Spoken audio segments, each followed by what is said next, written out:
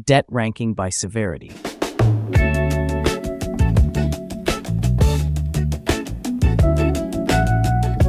Not all debt is created equal. Some debts will crush you, others can carry you. The only difference, is knowing which is which. For the wealthy, debt is often the hero of the story. The difference lies in how it's used. Average Americans borrow to consume, gadgets, vacations, cars.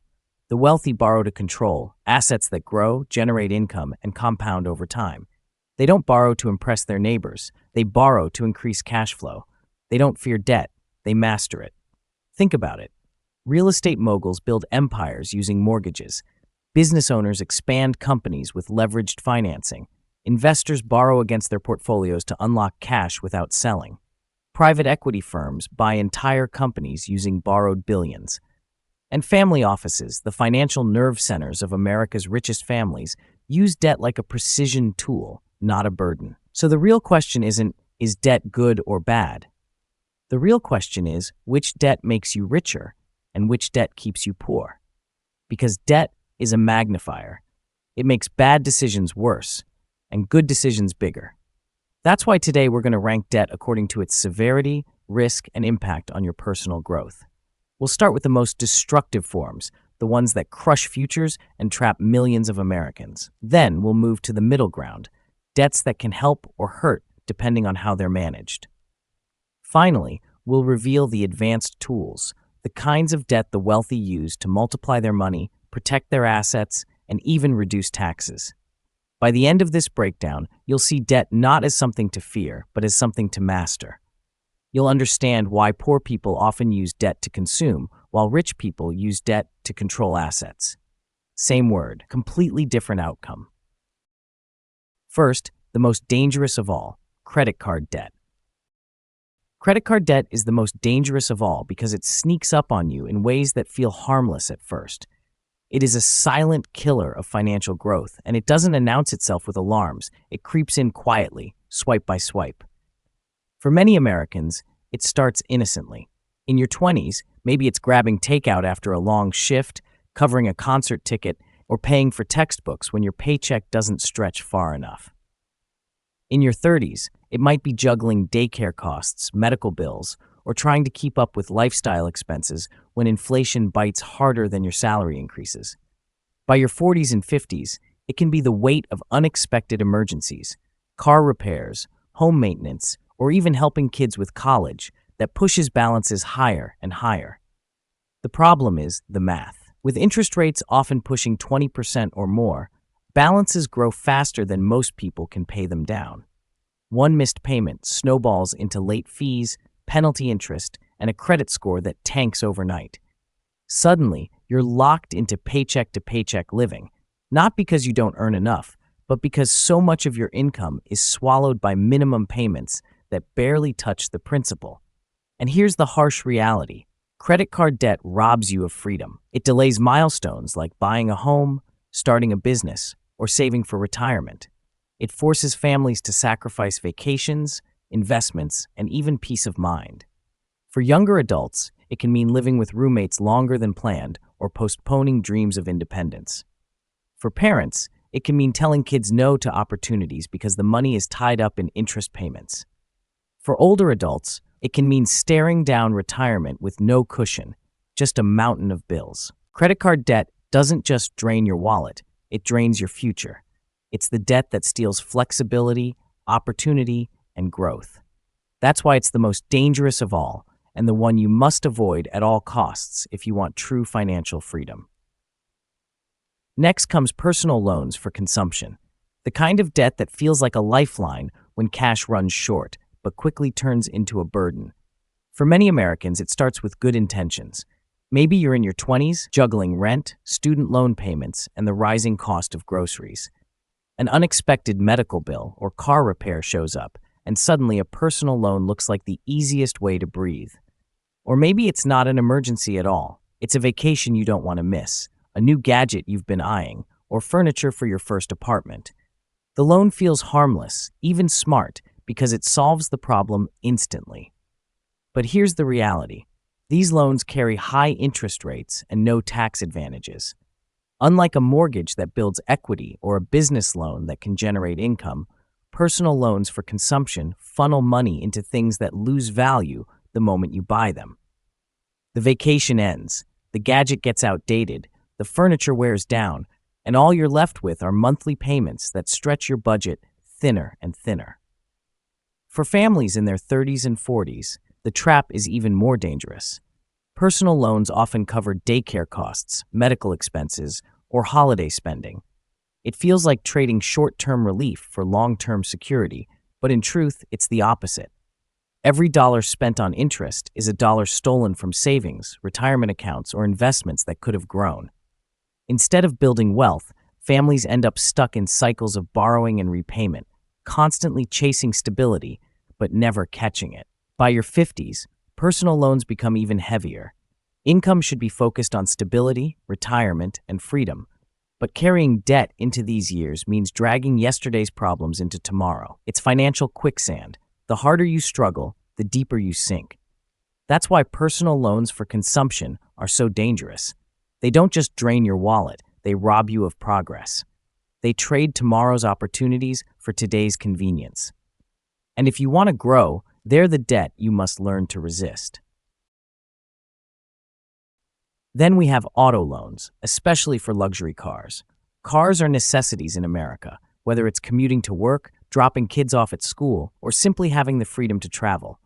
But auto loans, especially for luxury vehicles, are traps disguised as convenience. The moment you drive off the lot, your car loses value, yet you're locked into years of payments plus interest. What feels like progress, owning a new car, quickly becomes a liability that drains your cash flow. In your 20s, the temptation is strong. You've landed your first job, and that shiny car feels like proof you've made it. But the reality is harsh. Those monthly payments eat into savings you could have used to build an emergency fund, invest, or even start a side hustle. Instead of moving forward financially, you're stuck paying for something that depreciates every single day. By your 30s and 40s, the story shifts. Now it's about family needs, a bigger SUV for the kids, a minivan for road trips, or a second car to juggle busy schedules.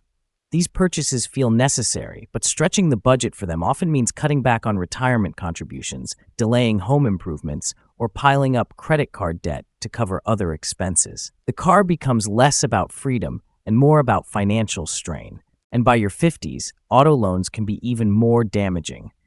This is the stage when income should be focused on stability, retirement, and freedom.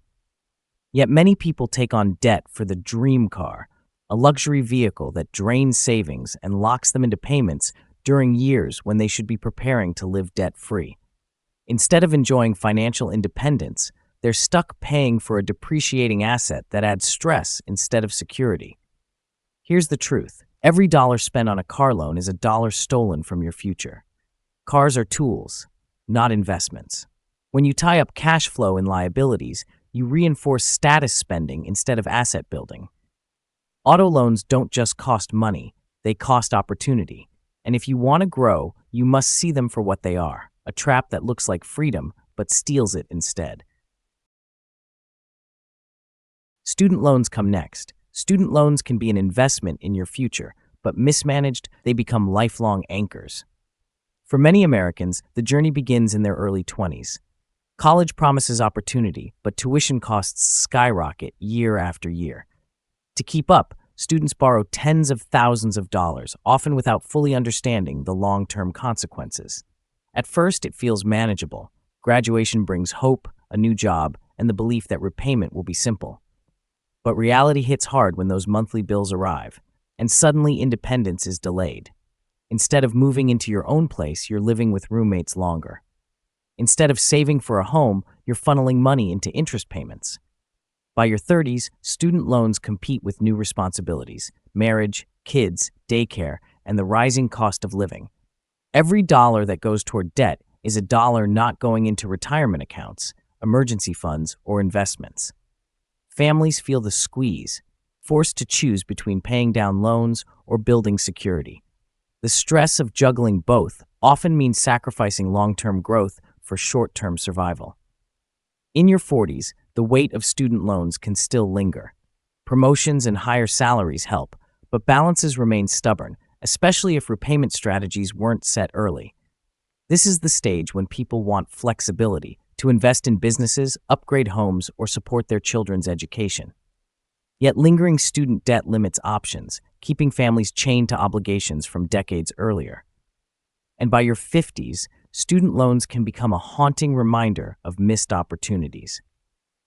Instead of focusing on retirement, travel, or financial freedom, borrowers are still writing checks for degrees earned long ago. The psychological toll is heavy: constant stress, regret, and the feeling of being stuck in a cycle that should have ended years earlier. Education should open doors, but crushing student debt often closes them. Without a clear repayment plan, these loans paralyze growth and keep you chained to the past. The lesson is simple: student loans can be a powerful investment when managed wisely, but without discipline, they become one of the most dangerous debts of all. Mortgages sit in the middle. Mortgages are unique. They can either build wealth or drain it. For many Americans, the dream of homeownership begins in their 20s and 30s. It's the milestone that symbolizes stability, independence, and success. Signing those papers feels like a rite of passage. But here's the catch: a wisely chosen mortgage builds equity, creates stability, and can even generate income through rental properties.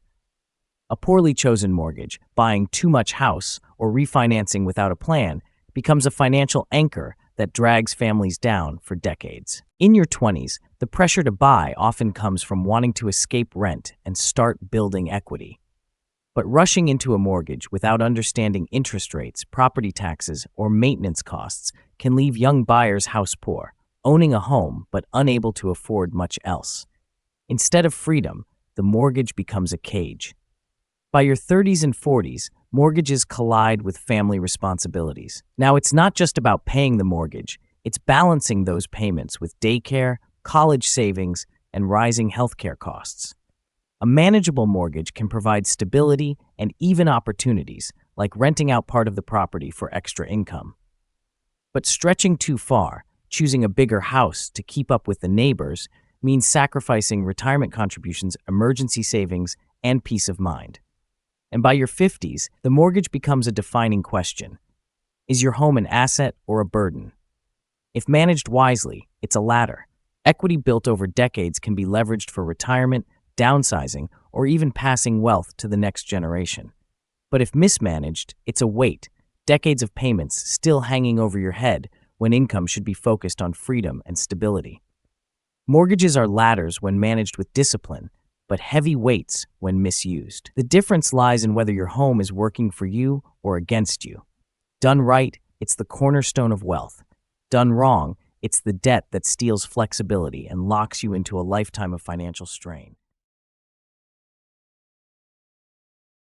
Business credit and leveraged financing. Business credit is powerful, but risky. For entrepreneurs, it's the fuel that can ignite growth, expansion, and opportunity. It allows companies to hire staff, purchase equipment, invest in marketing, and scale operations beyond what cash flow alone could support. But here's the catch: business credit magnifies outcomes. Success multiplies wealth. Failure multiplies losses. In your 20s and 30s, business credit often shows up as startup loans. You've got the big idea, the passion, and the drive, but not the capital. A loan feels like the bridge between vision and reality. And sometimes it is. It can launch a dream business, open doors, and create independence. But if the business model isn't solid, or if expenses outrun revenue, that same loan can bury you in debt before you've even had a chance to succeed. By your 40s, business credit takes on a different role.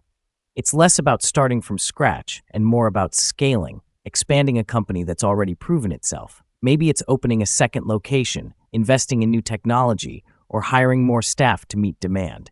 At this stage, business credit can secure financial independence, turning a small operation into a lasting enterprise.